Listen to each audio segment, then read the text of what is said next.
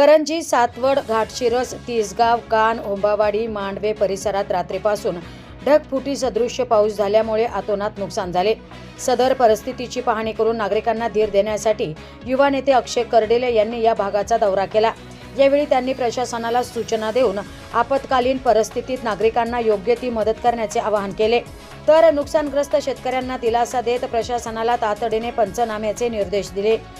या अवघड परिस्थितीत आमदार शिवाजीराव कर्डिले यांच्या माध्यमातून नुकसान भरपाई मिळवून देण्याचे आश्वासन देऊन नागरिकांना दिलासा दिला। आम्ही आता करंजीमध्ये आलो। करंजीमध्ये जर आपण पाहिलं तर इतकी व्यवस्था खराब झाली आणि मोठ्या स्वरूपात आपण पाहिलं की सकाळीपासूनच गावातले नागरिक जसे रात्रीच्या 1 वाजल्यापासूनच झोपेतून उठले आणि त्यानंतर आतापर्यंत आपण पाहतो की एवढा मुसळधार पाऊस झाला आहे। मोठ्या स्वरूपात नुकसान हे शेतकऱ्यांचं झालं आहे। बरेच लोकांचे गाई मासे संत्रा पीक बरेच जणांचे वाहून गेले, काहींचे वावरं वाहून गेले, 4 व्हीलर 2 व्हीलर जनावरांचं पण मोठ्या प्रमाणात नुकसान झालं आहे। जनावर पण बरेचसे वाहून गेले, कांदे वाहून गेले। म्हणजे मोठ्या स्वरूपात आज करंजी गावामध्ये आणि इथल्या आसपासचे काही जवळचे गाव आहेत यामध्ये मोठी हानी आणि नुकसान झालेलं आहे।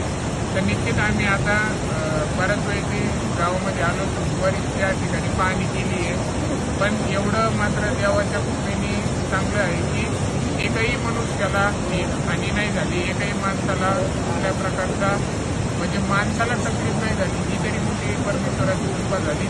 पण निश्चित आज अवस्था इतकी वाईट आहे, आम्ही फिरतोय आता परिस्थिती अशी आहे की सगळं वातावरण शांत झालं पाहिजे। आता पाऊस पडलाय, हळूहळू आपण पाहतो की गावकऱ्यांनी मोठ्या स्वरूपात सहकार्य दाखवलं, अधिकारी लोकांनी पण चांगल्या प्रकारचे वेळोवेळी पोचले, चांगल्या प्रकारचं सहकार्य केलं आणि आज अधिकारी आणि गावकऱ्यांनी खरं म्हणजे गाव आपलं हे चांगल्या पद्धतीने म्हणजे सुरक्षित झालं। तर निश्चित आज मी आदरणीय आमदार कर्डिले साहेबांचं अधिकारी लोकांशी बोलणं झालं। आता मी स्वतःही अधिकारी लोकांची चर्चा केली।